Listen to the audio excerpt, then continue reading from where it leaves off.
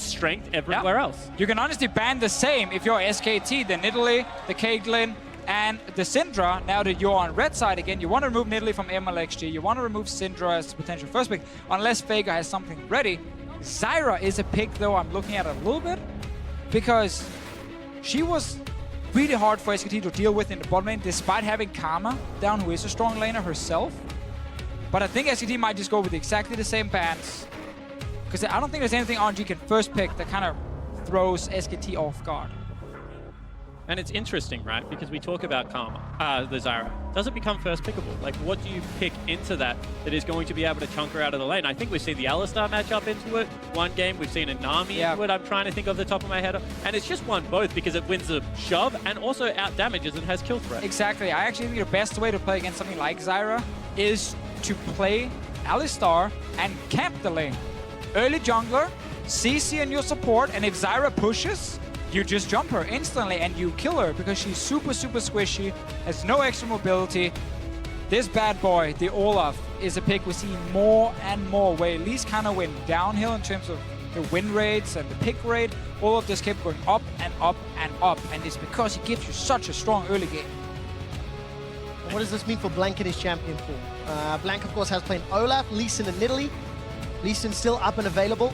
Jhin and Kennen very early here for SKT. Duke going to continue the reign of powerful Korean top laners running their Electro house though. To answer the first question, what does this mean for Blank? I think that you probably go back to the Rek'Sai right now. You're going to be able to power farm. You're going to be quite safe against the Olaf. That's fine. In regards to the Kennen, this is really interesting now because with Jace ban, Kennen has been seen as the last remaining lane bully. And if these top laners really want to go at it, hammer and tongs, that is the best pick you can have. And he's the safest blind pick available when Jace is banned, because Jace is one of the picks against the Kennen. There's really nothing else that stands out that can bully and destroy Kennen, so it's a very safe first pick, and it gives Duke a much stronger lane. We talked about him getting a different pick than the Poppy because he got destroyed so much, so now they're setting up a much better top lane at least. Bang playing with our feelings. I'm not getting excited yet, so good setup for SKT. They've got long range poke, they've got good flanking and teleport. On the side of RNG, safe pick in the Victor, safe pick in the Karma, leaving their top lane and ADC for the last rotation. Yeah, we have to look at the Karma pick. Normally, it's very easy to say, yeah, early pick Karma, she's good, great in bot lane, she doesn't really have a major weakness other than maybe a full late game. But we know these supports can play Zyra, and they would like to pick it against the Karma. So you actually remove that Alistar option. I would have to think that Sivir is coming right now because, you know, speed up that Olaf, and then you have the wave clear to just be able to deal with it by shoving it in repetitively and leaving the wave. Unless they're really battling for creeps right now, I would really expect a Sivir to come out. We've not said anything about let's bounce. Let's Hey, bounce, we saw him yesterday. He's no longer exciting. We also, is that Media's played it, that's it. I've seen it, I'm done. We also saw it on the solo queue accounts as well. We know this is something they like to play. We also know that they like to play it with Orianna from what we've seen in solo queue. Faker has been picking that up again. I would need Papa Smithy for the official counter of how many days since Faker played his most played champion in Orianna. Have you got it off the top of your head? 467 days, if I remember 100% correct. I'll trust you, Deficio. 467 days. Would you be willing to predict an Orianna last pick? Not necessarily against the Victor. It is something you can do with Zac, obviously. Have to remember, full late game, Zac can actually jump out of the ball range and kind of ruin your little combo. But it is a good wombo combo. Definitely is an option. But against something like Victor, Varus is an old one. We've seen this still a few times against like a Zia, Victor. Pick this very long range poke. Goes with the Jhin, goes with the Zyra, you got some disengage. It's a lot of CC. On the side of Royal Nevergive, they got a little bit of mixture of everything. It's not the Sivir that we're anticipating, and Varus will be locked in. Faker has run that this tournament already. And it's actually just a very smart setup from SKT because they got early AP top lane, they got very heavy AP support, even in the jungle as well. So you can actually round out your composition by picking an AD mid laner, and you don't go too heavy on one side, too heavy AP, too heavy on AD. So it's a very balanced composition. There's a tank as well in the Zac, who's just a pure tank, and a zoning element of the Kennen and the Zyra ulti. So very balanced composition from SKT despite some surprises. I definitely agree, and I also think that when you have a look at the utility and tools they bring in terms of like anti-dive and what Olaf is going to want to do and Poppy is going to want to do to this team, they have the cannon ulti that can just sit on top of the carries, they have Zyra ulti to lay down as well. There's only so much that Olaf can keep off himself before, you know, something else destroys it. Yeah, RNG very much like a shotgun composition. Like, they want to just instantly, when they get the engage, just take someone down very quickly, have a lot of damage up front. If you survive that main engage where Olaf then uses his ulti and Poppy already used the TP flank, then it becomes almost impossible for Olaf to do anything in the fights. We'll find out if he can. Ladies and gentlemen, tweet us your favorite moments from Worlds 2016. Jump on Twitter, hit us up at LOL Esports. Use the hashtag WorldsBigPlays. The race for the Summoners Cup, it does continue. And one of mine is solo kills don't happen anymore. Hashtag As often, I Things said. Deficio says. RNG surprised. Actually, no, that's not fair. RNG picked up the win that people were expecting or anticipating. If they get a second win, that's when it becomes a surprise. Can Spawn contain himself? If it happens, we will find out. I will be well and truly contained. This is a team that has burnt me so many times. Let's find out if they're going to do it again. Chicago, put your hands together for game 2 of Royal Never Give Up, taking on SK Telecom T1. A lot of cheers in the crowd for RNG. Everybody wants to see the favorites, the dynasty of SKT go down. Well, at least a lot of people do. Not everybody. And as it stands, RNG, they've grouped up, spotted out Bang. Ooh, getting that gold advantage. Push him out of the jungle ever so slightly. And guys, quick update, Bang versus Uzi over on Riot Games 2. Go check that out with Sifa, Marks, and Gates. Yeah, and this is something that we expect out of these two teams. Actually, a very standard fan out, although Faker had to burn a summoner spell here, versus early game shenanigans coming out of the RNG lineup. Right, yeah, SKT likes to just kind of fan 5 and see, okay, is there anything happening, someone invading? So there's a bit of early vision just to spot the Grump, get to see if SKT is doing a camp and you can go in and interrupt it. Or if, for some reason, Blank was starting down on the bottom side, but that is definitely not something we expect. I still like the fact that we have on one side RNG, that composition that when they dive in the first time, can deal a lot of damage to you. Your CC does nothing against Olaf. So if he's actually strong and he can get to you in these mid-game fights, he can take down one of the carries. But if he fails to do it, then RNG has almost no way of getting to the backline of SKT. And you also have to be careful right now if you're SKT on what fights you take around the Poppy, because we've seen Lee Sins, Elises, all these champions get caught off guard by the fact that Poppy interrupts these big gap closers. So I really do think that if the counter engage is going to come in, it has to be very well thought out from SKT. Otherwise, it can be flipped on its head. It's important to note when you consider where Blank is going to be looking to engage from. Looper already taking a lot of autos from Duke. And this is a lane matchup that he should be pushed in. He should be in some trouble. But we're expecting Looper to survive and then set up TP plays elsewhere on the map. Exactly. Just don't try and 1v1. Don't try and play too aggressive in that lane if you're against the cannon. And Zach, what a weird jungle, to be honest. We get to see Wolf take some damage. Bottom lane, we talked about this last game. It's trading potions more than anything. It feels exactly the same as game 1. The moment Uzi and Mata got to level 3 in the previous matchup, they turned the pressure around. So that's what we're expecting to see from Bang and Wolf. Elastic Slingshot, that's going to bounce up onto MLXG. Unstable Mata. Remember, Blank can come back to life. And the more you kill Olaf, the harder he hits. Flash. Whoa! Time round, he's in trouble. Wolf is looking for more. Flash and Ignite is already used. Mata's looking to chase. The root comes down to MLXG. Flash away. Faker looks for the piercing arrow. First blood to SKT. They get it on MLXG. They're not done. That's another for Bang. What just happened? MLXG level 2 walked in towards SKT's jungle. Blank found him, jumped him, and MLXG could have just ran away. He had support coming up to help him, but he turned around when Wolf flashed over the wall to just throw one more axe. Mata went all in for it. That was such a risky play, and SKT just got gifted 2 kills. Yeah, they certainly did, and the bigger thing for this is they thought they could out-tempo the Zac, but the Zac was jungling quicker than what MLXG had given him credit for. So at the end of the day, they gamble everything on bad information, and it doesn't come up key. You have to think of what that does for the mindset. Now the game has swung so heavily in their favor. Such a big advantage for SKT. They drafted definitely a stronger top lane now compared to last game, so that's going to be good.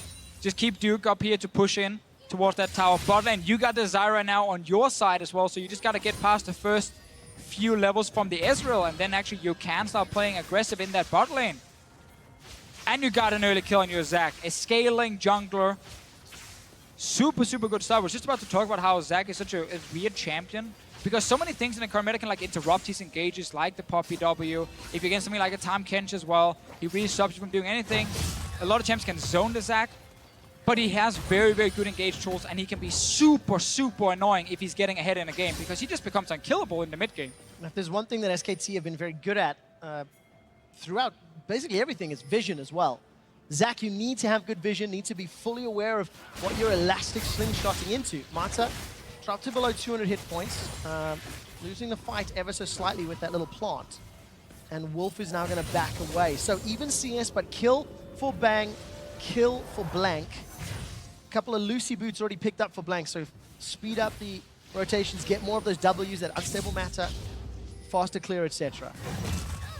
And I think that this is really key now to see the mindset of RNG, because they're going to lose the lanes. I mean, bottom lane already being picked up as serrated Dirk. That's against just a tier. So you have to be ready to scale. You have to be willing to take this one late game. Just in the same vein as we were talking about SKT last game, they have good straight line wave clear in the fact that they have the Victor. They have good disengage tools, but are they patient enough to play around it?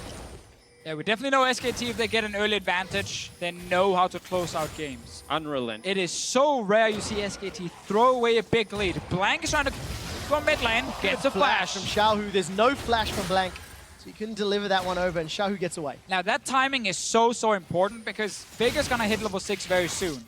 Yes, Xiaohu does have his cleanse, which can help him against the engage from Faker. Problem is, Slow will most likely follow from the Varus with his E, and then also Zac jumping in, and when you don't have a flash, you're just gonna get slowed down right after the snare, and then you're still going to die. So now SKT can return gank mid, and it's so hard to ward against Zac once he gets a few levels in his slingshot, because suddenly you gotta ward behind these different walls, further in towards the enemy jungle to actually see him sit around corners, otherwise he's still gonna get you. That's what Blank's going to be looking to do. Plants pushing forward, Bang and Wolf shoving in this wave over and over. They're still down 10 CS. But obviously, Uzi's going to extend that ever so slightly with this wave. Taking a quick look at MLXG, getting close to Ragnarok power. And he's going to potentially come up top. Duke, ultimate and flashes up. It's just a ward that's being put down. Yeah, and that's a really dangerous gank, because you're 2 melees into a cannon that has double summoner spells, so they're going for it. They are indeed. Keeper's Verdict goes down. Duke, Slicing Maelstrom comes up. MLXG, no ultimate, remember, so he just gets stunned up, and not done yet. Undertow picks up. Brolaf once more. Thundering Strike comes down. Duke is looking for more. Elastic Slingshot interrupted! Cannot chase further. Blank, no bounce available. Undertow goes out, and SKT, they walk away. That could be important if Lupa can find the W's. Hold that thought, guys. Uzi's in a little bit of trouble. Arcane shifts forward, gets the exhaust, but no follow-up damage just yet. Yeah, that was a little bit trigger happy out of Wolf there. I don't think there was really a kill available. However, want to go back to the top. That was really patient out of Lupa. Hold up. Mata's in trouble. Down to, I think, double-digit HP, 30. But he gets away with his life. Flash and exhaust used. That's... Whoa. Go ahead, Spawn. They're done playing now in the bottom lane. You may talk. Are you sure? So, able to hold that W, not to chase, but because he knows that the potential counter game. What the? Arcane shift. Flash is still up for Uzi. He flashes the second. Get me out of there. Not done What's yet. happening Now bottom Uzi, lane? he's running low on mana, going toe-to-toe. Uzi's going to go down! No! Uzi's killed by Wolf! In the end, we get a kill. They were fighting for such a long time. Would you call that 1v1? I mean, as a support, yes, you know, just to give him some praise there. The power of Thunderlords. Blank is going to be able to steal a jungle camp and back away, and it's falling apart at the seams here. 2,000 gold before 10 minutes in favor of SKT. And you really have to credit how they're playing this early game, because they're playing it on the knife edge, they're taking the risky trade, but because of the early kills, they are coming out ahead still. Yes, and they're fighting with information, because they knew MLXG had spent so much time top lane. They could keep trading bottom lane knowing no jungler would be there. Wolf could actually go aggressive and chase the kill as well. Hadn't Olaf been there, he would obviously have died for it as well and have still used his flash. But that top lane gank we tried to talk about before, MLXG did use Ghost. The reason they didn't just full commit Obviously not level 6. Never mind, bot lane trading again. It is trading, but nobody gets rooted until Mata does. This should be a kill for Bang. So easily secured. The plant lands the last auto. Wolf is looking for more. MLXG gets caught up, throws down the Ragnarok, and Undertow slows down. Uzi gets good damage onto Blank. Blank still should have his Cell Division passive up. Fake is not done. Roaming in through the rest of the jungle. 5 kills to 0, 3,000 gold lead, and this might even be Tower First Blood. And this is why SKT for so long has been the best team in the world, because when they have an advantage, they know exactly how to play around it and repetitively punish you for being greedy. They step up into a gank, they use their gap closers forward, and they smash them. That's the thing right here. SKT just mechanically outplaying RNG in the bottom lane, winning these trades. Yeah, you get a bit of damage on mid tower, and that's about it. Duke even got to save his flash top lane. RNG didn't want to all fully commit because they didn't even know where Zach was. He could have jumped out from a bush somewhere. Blank has been having a good game so far. Got that early kill and assist. Perfect stuff for him. And when you have so many winning lanes as a jungler, it's just great to play League of Legends, because no matter where you go, you're going to find something you can kill. Helps when RNG are presenting pretty big targets as well. But you know that's what this team is going to do. They do not lose the game slowly. When they're behind, they look for kills to make up the goal. One of our biggest compliments last game was they're looking for structures to build that gold lead. This time around, you can see, back to old bad habits. They're just looking to fight over and over again, and they're getting punished. And it starts in the bottom lane, honestly. First MLXG near the bottom lane with Mata coming up, and clearly the call was, hey, we can fight this one. But that was completely wrong. They gave up early kills, then bot lane died following that. Mata's gone down twice now. Cloud Drake for SKT. Uncontested. Wolf is able to zone away. No flash, but he's got his full complement of spells available. Strangle Thorns as well. The early dragon here for SKT. 11 or so minutes for Cloud. And that's going to just allow them to move between these lanes, push this gigantic lead even further. And somehow RNG have to now play disciplined and controlled from behind. We need to see out of them exactly what we saw out of SKT last game. The ability to... A lot of damage onto Faker. Chaos Storm ticks away. Here comes MLXG. Doesn't throw down the Ragnarok though, and Blank, not enough damage to take him out. RNG not confident enough to go for the dive. Yeah, bottom lane's missing. I mean, you can't really go for this just yet, but that is a good chunk.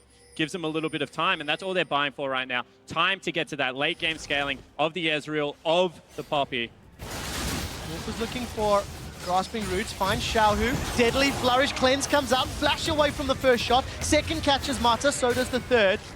And the fourth goes wide. That may have got a kill, but sidestep from Mata. And it's important now to think back to last game. You know, how did SKT get to that late game state? Because Faker was sitting mid on Victor, wave playing for 10-15 minutes, and RNG just kept trying to kill him in mid lane and kill his tower. That tower, this mid tower you see right here just below Xiaohu, actually didn't die until RNG got Baron and Elder Drake. This game, SKT have, again, a winning top lane that can play aggressive.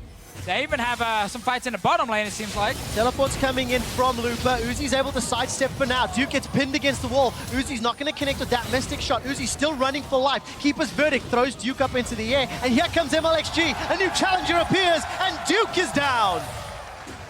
Another really sloppy play out of Duke, to be honest. We're talking about how they're doing this with full information. They have full vision. This time he thinks Blank's going to be able to help him, but MLXG gets there in time. Loop is able to also use the teleport. But this is only 2 members pushing this tower. Blank is here to try and defend. He is spotted on the ward. Problem is, it's kind of risky for him jumping in. He doesn't even know where the enemy dual lane is at this point. Now he sees Mata on a ward here near the jungle, and now he can jump in. So that's what you get to see here. We obviously have full information. Blank also knew now the wave was dying, so you can actually step in, and they can't really dive him without the minions. But what it does is it just puts that little bit of a halt on the game. We're winning, we're snowballing. There's no need to give that gold back. They were quicker in the rotation. Bang should have been able to beat them top lane, and there was no need to pull the trigger on the play. Definitely agree. SKT technically doesn't need more fights.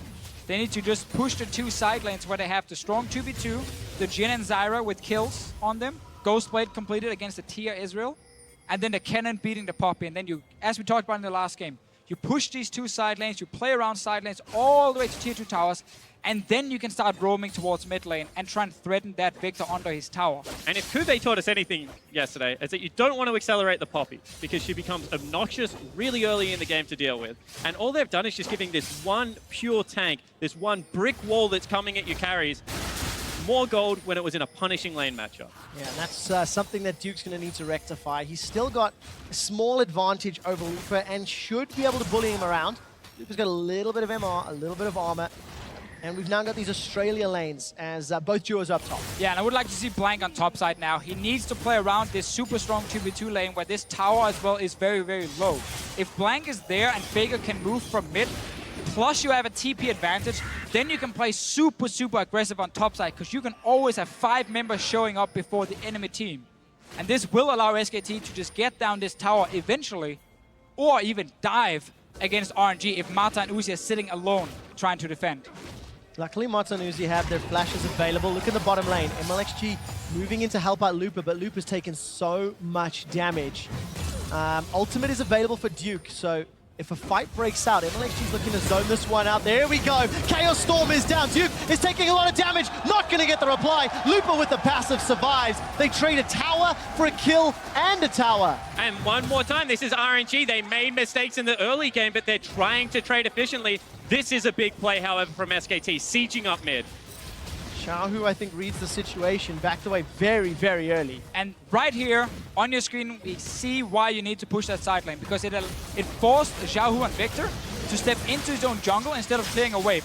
And that just allowed SKT to have a full wave coming in, put up a few plants, and take the tower. It's all about threaten from the side with the flank. You don't have to go for it, but just threaten it and force the guy to step away. And one more time, you know, Duke, he gets taken down, turret gets killed, but this time SKT hit back. It's a 2-for-1 trade. They're jockeying for position around the map, and they've left a trail of deep wards to be able to revisit this play time and time again if the RNG lineup overextends for farm. Yeah, those wards now for SKT, though, they don't mean a whole... Actually, they will, because they're going to TP on it. Instantly teleport. Mata's going to get jumped on here by Blank. Wolf and Duke coming up from the river. Uzi cancelled his recall. Flash is available. Let's see if we can get away. The answer does not seem to be so. Uzi goes first. Mata follows shortly. And that is where everything falls apart for RNG. They ignored the deep vision. They just pushed out the lane, say, we don't care what's behind us. SKT found an opening that wasn't even supposed to be there. Normally, you would just forget about those wards, recall, put the new wards in the bottom lane, and take another dragon. But because RNG just pushed out, ignored the vision, they actually got jumped and died again. And this is really key, because one more time, now if they can get the Rift Herald over onto Duke, someone that's being punished, gives him a little bit more one-on-one. Maybe he can actually stick with the Poppy. Doesn't look like they're giving it to him, however. That's interesting. You're dead to us, Duke. You've died too many times. SKT is now playing 4v5. But this is a play that, you know, you could see was telegraphed from SKT. They controlled the top side of the map so beautifully for so long.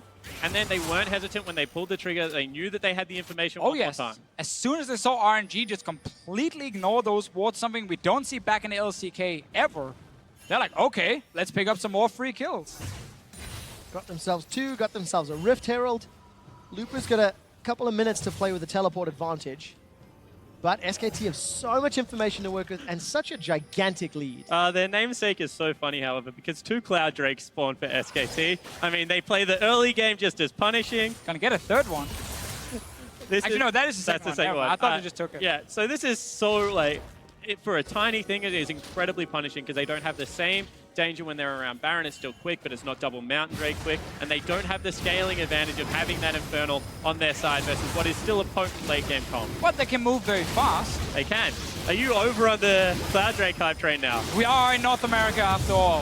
It has also been buffed since it has actually been lot buffed. of the negative opinions, I should say. The point about Cloud Drake is just like, yes, it does help you, like rotate very, very quick between lanes and so on.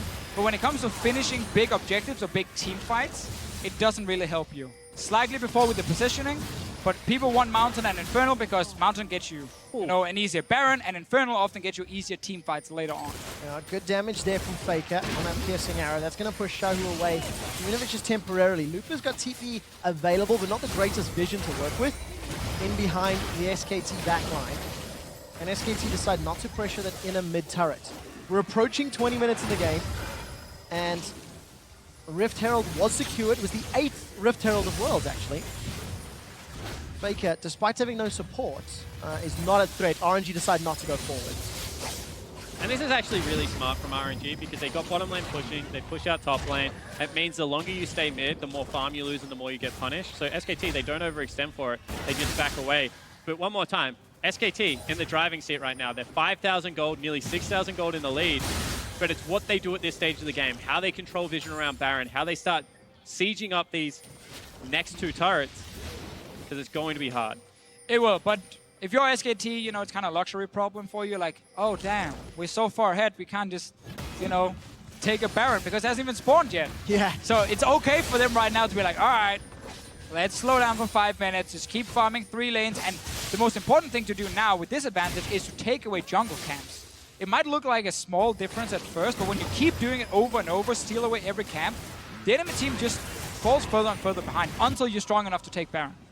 Okay, gentlemen, I need to now get you to take note of what SKT do in the middle game with the same sort of lead that RNG had from game 1. Now, RNG floundered it because not only did they not make the best moves, SKT defended well. So that's what I want to compare, how these two teams play, because they're in opposite positions. The only mistake I saw from SKT in this game was Duke. Going bot lane, trying to get the kill, dying, and then after, when they wanted to make a play on top side for the tier 1 top tower, he stayed under his tower and got dove again and died. Outside of that, SKT has actually played this super, super well and much cleaner than RNG. SKT showed why you play side lanes, and now they find Looper. Looper's trying to get away. Stranglethorns has been used. Curtain Call comes down as well.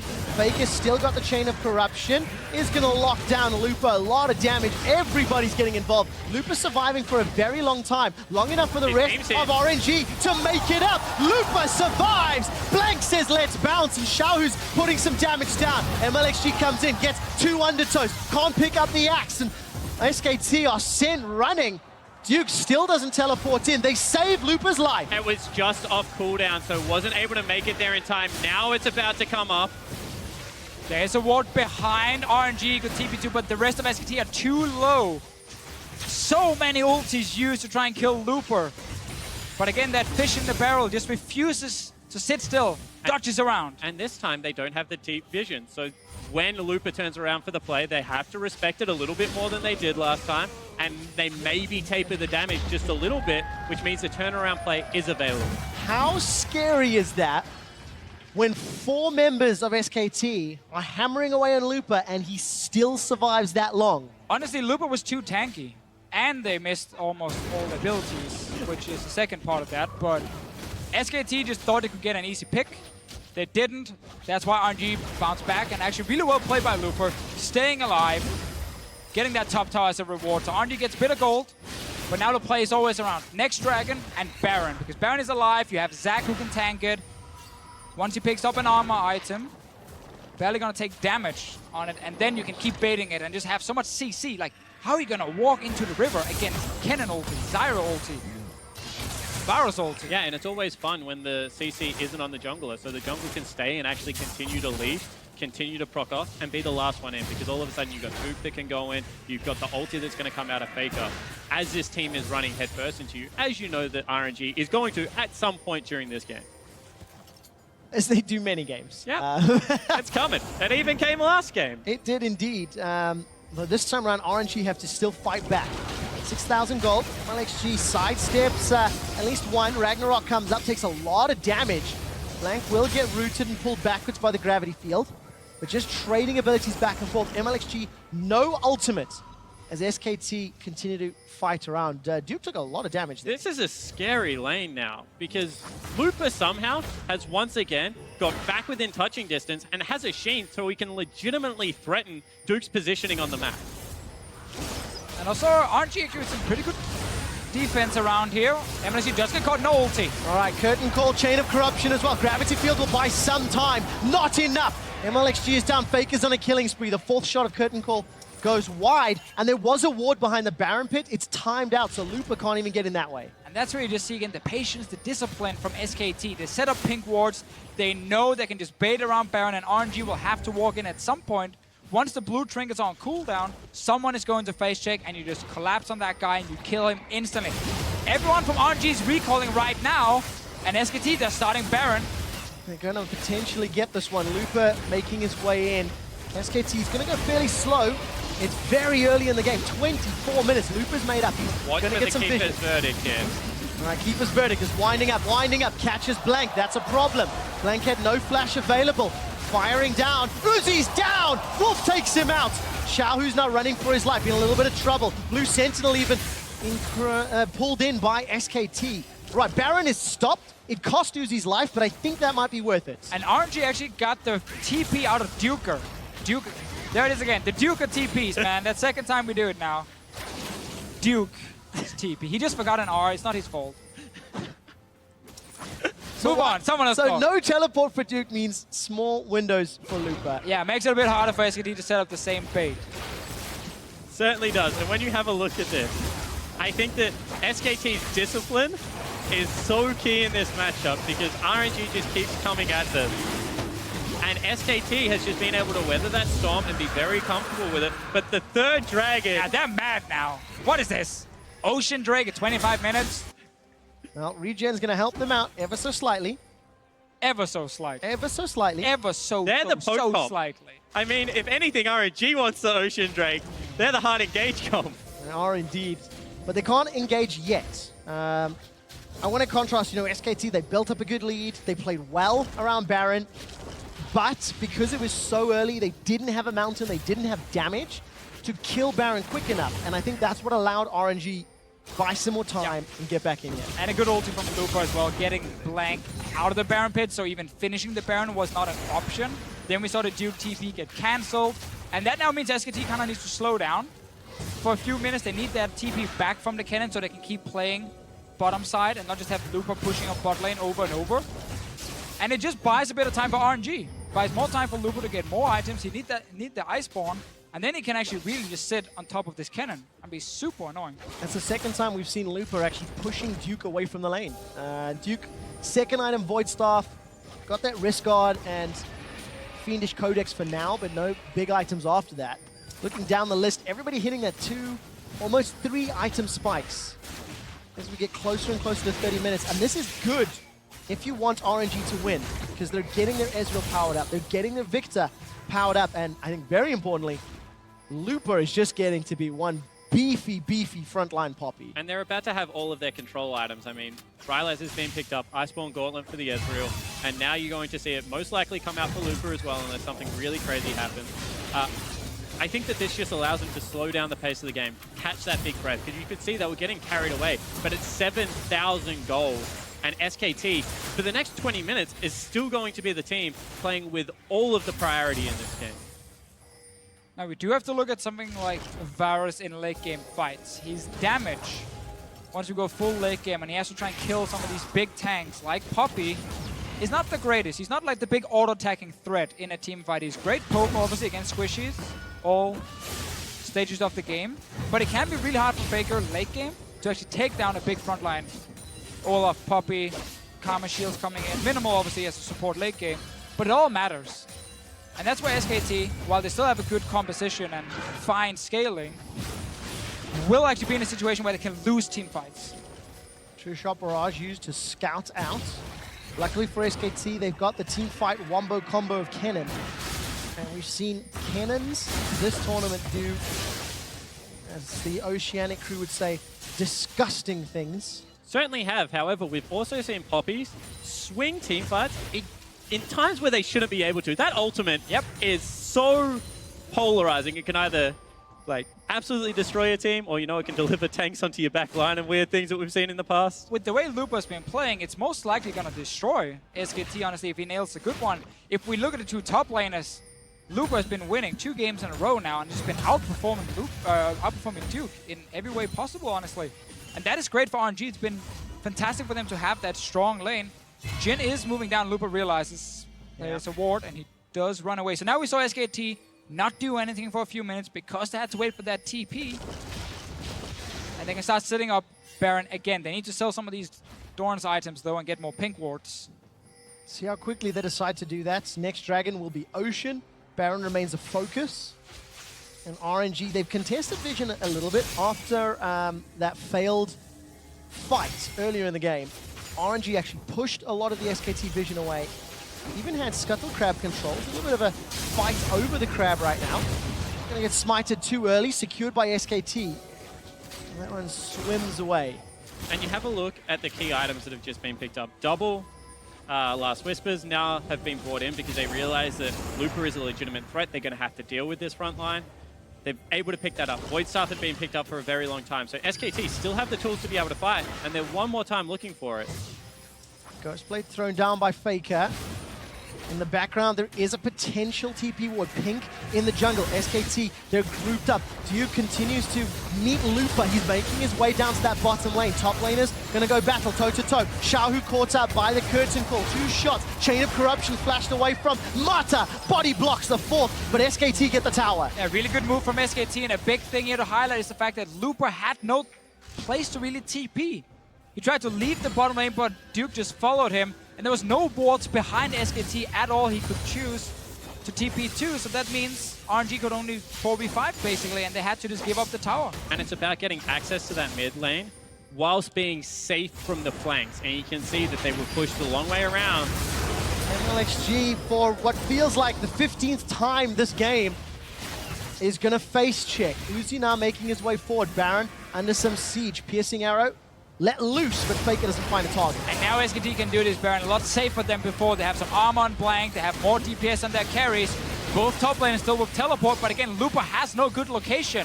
There's minions on top side, and that's about it for him. Chain of Corruption's not available for Faker. The rest of SKT, they peel off Baron. Looper had left the bottom lane, but I think he was standing on top of a ward. That's why Duke went to challenge him. And now there's a second game of cat and mouse, because who is more valuable in the team fight? Looper, who's going to dive the backline, or this Poppy that should be able to blow up all the squishy members on RNG? Now I'm going to answer the question with player name, not champion name. Looper, because he seems to have Duke's number. Second game in a row that he's outclassing his opponents. But you have to remember, if Blank stays on the Baron, then they don't really have that good of a counter initiation without the cannon available. So you can see that they're hesitant to 100% commit to the objective if either of these top laners can really make it to that fight. And what happens right now is one of the problems in this meta. It is so hard for teams to kind of push through the mid game and get that Baron and then use it to close the game, because again, whenever you see 2 or 3 wards getting cleared by RNG, SKT has to go back and get new wards. Then they need to get new pink wards, place them one more time. And it's this constant struggle, because one sweeping lens can like clear almost the entire river. So once you leave the Baron for just a few seconds, a few wards will die, you go back to base, you come back out, game is super slowed down, and you're kind of looking for picks. Looking for picks when the enemy is trying to clear your wards. Then you hard engage with Zac, you hard engage with Varus. But SKT have not done that. They've started the Baron twice now, gotten low at the Baron, and then disengaged. When RNG is looking to clear these wards, engage on them, like you did on the Olaf, and then do it a second time without starting the Baron. Kill the blue wards, watch RNG walk up to this river again, and then hard engage a second time. Look for picks over Baron, because it's so hard for you to finish that Baron at the moment. However, RNG has flirted with danger. They've made them commit to the objective before they've been willing to face check, and have been able to, I guess, ride that dangerous balance between giving up an objective for free and face checking to the death and ultimately costing you the game. And another Ocean Drake. Another Ocean Drake. So double Cloud, double Ocean. Uzi tried to snipe the red buff. It was smited by Blank. 12 minutes ago, I said, let's compare mid games. SKT made it very, very, very clear they're trying to play the Baron game, but it has not actually netted them an advantage. They've got a little bit of control in RNG. Yes, they're still down a gigantic amount of gold, but obviously, as we always say and love to say, the later this game goes, the less relevant that becomes. Of course, and same thing for some of these Ocean Drakes SKT have been getting. That's one thing we just have to highlight. Like, everything went in favor of RNG last game. Won the early game into Mountain, Infernal, Mountain, which they then used to rush a Baron later on. SKT doesn't have the same situation here. They don't have the same damage against some of these big objectives. And again, that's why starting the Baron is a risk instead of just looking for the fight around the Baron pit. It's only 2 blue trinkets. Once they're used, enemy team has to walk in and face check. So what does RNG have to do? Looper is obviously going to be one of the keys to this, because we know how SKT want to advance their lead to win. How does Royal never give up bounce back? They're just looking for mid lane control, wave clear, and being able to force them off the Baron time and time again. because if they get Victor and Ezreal to late game, they're going to be confident. Chain of Corruption's been used. MLXG's rolling around at the Ragnarok. Mata takes a lot of damage, but is able to flash away. Follow-up flash by Blank. He's bouncing up in 3 RNG members' faces. MLXG did not use Ghost, and teleports from Looper and Duke still available. And here we did see SKT instantly looking for the fight. Started Baron to bait RNG in. Instant disengage to look for that fight. But the problem for SKT is this bot lane is getting out of hand. Looper is going to get that tower down. All RNG is looking for right now is that one big team fight. They're still around this Baron pit. It's only Mata who's not here.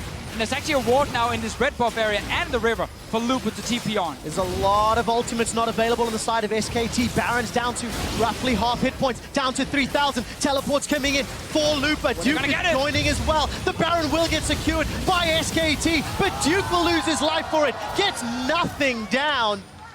And this will at least slow down what SKT can do with that buff. And this game is on a knife's edge right now. SKT finally commit, but Duke a little bit too deep with that teleport, gets blown up. So there is a window now where they can push out the side lanes and make this Baron less effective. SKT really need to be able to pull the trigger when he's back available. And just when we praised RNG for defending well, SKT started the Baron for the 4th time, and this time RNG didn't actually walk in to try and check what was happening. Mata was obviously running from base, so maybe they didn't feel too confident walking into the Baron area, but that finally allowed SKT to take it down. It was close. RNG just spotted them when it was too late. And finally SKT gets the objective. Elder Drake is going to be next if we want to look at big options. Another one is actually start sieging. With your Varus, with your Jhin, you have 2 outer turrets in bot and top lane to go for. I don't think they're mutually exclusive. I mean, right now, you try and get the Baron buff into a couple of lanes, shove them off, go back to Elder Dragon, and with 4 Drakes, that burn damage is going to be so brutal, both out of the Jhin as well as the Varus. I mean, you have to start talking about Keystone Masteries at this stage. Ooh. Yeah, bangers. Ghost played it up. Doesn't find the root though. I mean, that would have taken a couple of reloads on Bang's side to get the kill. Yeah, it certainly would have.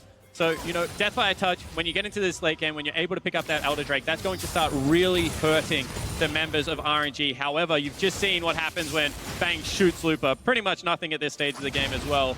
And you don't want to have to put any bullets into that Poppy. Yeah, and I can't imagine that Faker would have a vastly different amount of damage either with those piercing arrows. That front line for Looper, Randian's Omen, Thornmail, Frozen Fist. So much armor to work with. They're pinging out the fact that Zac is top right now. What sort of engage can RNG pull off? No teleport available. Wave clear from Faker, actually used inside the jungle rather to kill those Krogs. Yeah, very interesting play from Blank here. What he did top was he set up a slow push. He pushed it out, he knew now it's going to actually start pushing slowly for SKT towards that top lane tier 2 tower. So SKT is relying on killing his bot lane tower here and then rotate top with the big wave. Or have RNG send a member to defend top lane because no one has teleport on RNG right now. And that will then allow SKT to get a bot lane tower near the base instead. They got the first one for free. Next one requires a member from RNG to show top lane with this big wave. Look at your minimap, guys. It's building up bigger and bigger. That's why Blank was up there. And it basically means SKT can either stay bot and look for tower, or they can go towards that Elder Drake once it spawns.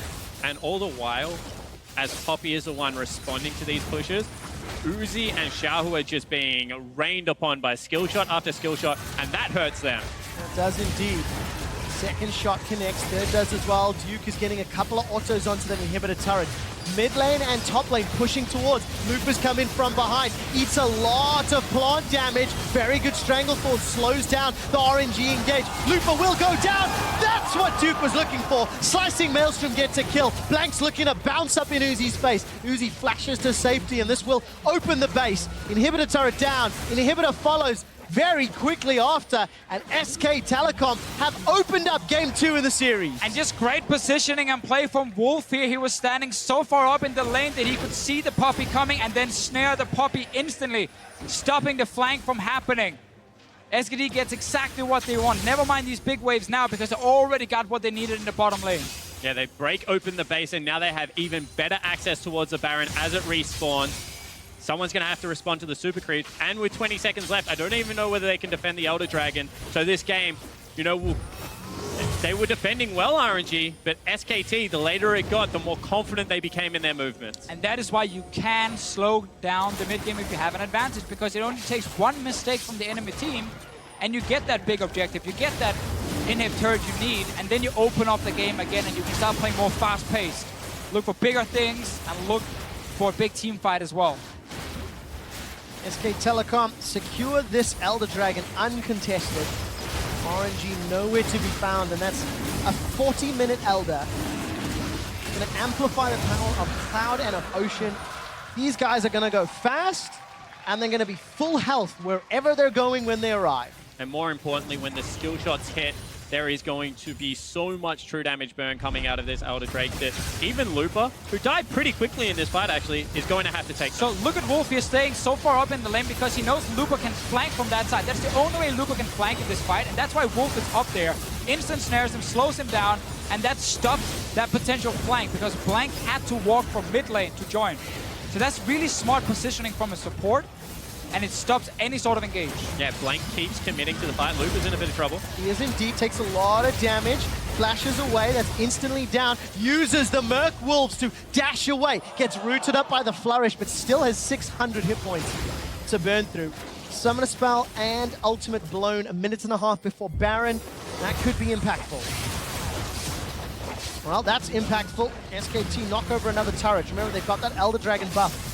Still ticking away, burning down RNG in team fights. Even without Baron, SKT continue to siege. Teleport is up for Looper. Not the greatest wards behind SKT. In fact, he's just going to go face to face, make his way through the base. SKT just trying to get more damage on his turret. They just need a few seconds to actually hit it, and it dies. But you got to respect the potential engage as well.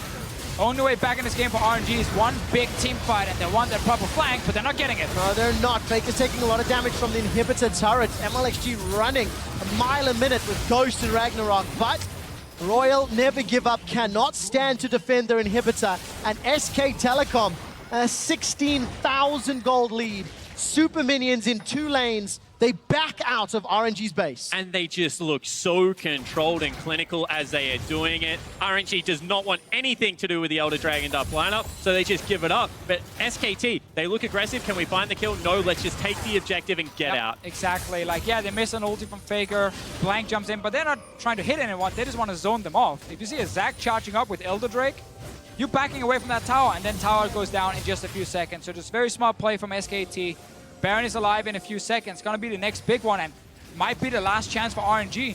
And they're going to have to fight at 5 items to 6 because everyone is maxed out on the side of the SK Telecom lineup. And RNG, unfortunately, is only sitting on 5 major items, but they're going to have to go eventually. And this is actually here where you can make a case for not even going Baron at all, just of the potential risk. But SKT can just wait for RNG to show in base, and then jump them. Now gonna look for Xiaohu. Xiaohu actually gets knocked away by less bounce. Blank is gonna jump onto MLXG. Blank's looking for more. Xiaohu is down. So annoying. Soloed with the range. No even assist damage from the rest of SK Telecom. Unstable matter that GA plus the Zac passive. Blank has 3 lives to play with. And that just might be it because right now, Xiaohu's on a 50-second death timer and SKT are going to break the last remaining turret. Yeah, they really are. Blank is going to charge up that elastic slingshot. The threat alone is enough to force RNG away. Looper comes in from behind. Last-ditch effort. 5 versus 4. Bang is running for his life. Doesn't get pinned against the wall. The rest of RNG are running. Flashes defensively. MLXG on the front line. Uzi's got no summoners, no ultimate. He's got no top laner. Looper's down. MLXG follows quickly after. Super minions are now hammering away on the Nexus turrets. Uzi and Marta doing what they can. They've got the GA from Blank. But Blank throws up the SKT logo. SK Telecom bounce back to even the series at 1-1. And SKT had a goal lead since minute 3 in this game, where MLXG and Mata ended up dying so early when they walked into that trade. Talking about supports though, I am looking at Wolf in this game. Like, what a monster performance. They were down in CS early in the bottom lane, then he has some great trades, picks up kills as well. Great play in team fights. Zyra has really shown to be such an impactful pick.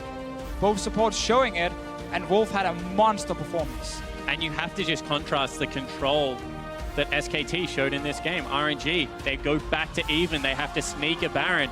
SKT get the lead in this game, and they just keep him at arm's length the whole time, play very, very confidently and composed, and close this one out the way a world-class team does. Now, I'm not going to excuse any of the early game mistakes from RNG, but there was also a measure of control in terms of the Baron bait, where it took